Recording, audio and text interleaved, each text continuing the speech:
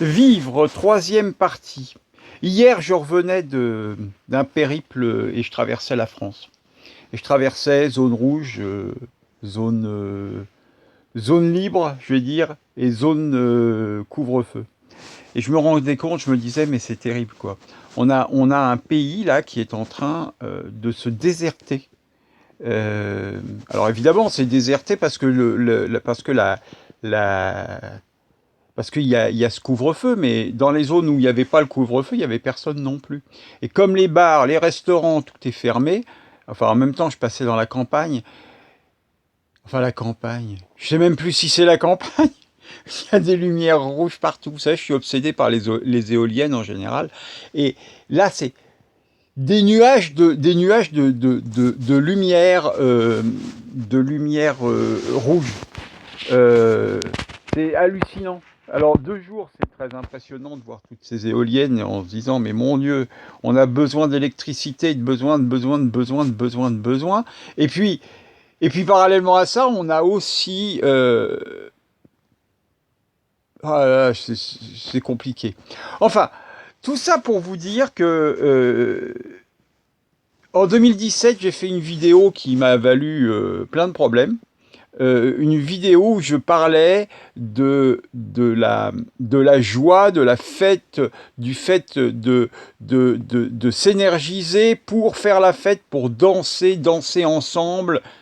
Et ben aujourd'hui, je trouve que ça prend vraiment son importance parce que aujourd'hui, on n'a même plus le droit de danser ensemble.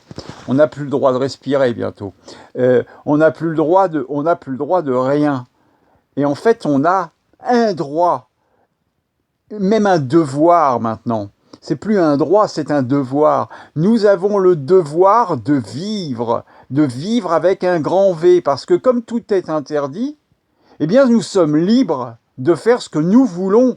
Parce que de toute façon, que ça soit les métiers, que ça soit l'argent, que ça soit le pétrole, que ça soit le gaz, que ça soit n'importe quoi, tout est mis à plat et peut-être que plus rien n'existera dans les mois à venir.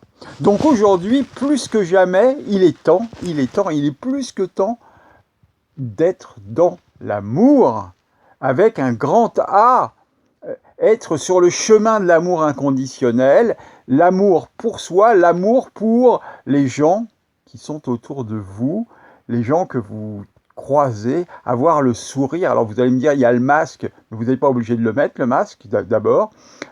C'est un choix, et nous avons le choix de dire non à tout ça. Nous avons le choix d'être ce que nous voulons être au plus profond de nous-mêmes, dans notre âme, laisser exprimer notre âme, écouter nos vibrations, écouter nos intuitions pour rayonner cet amour qui est en nous. Alors c'est maintenant, depuis 7 ans que je vis ici, ça s'amplifie à l'intérieur de moi.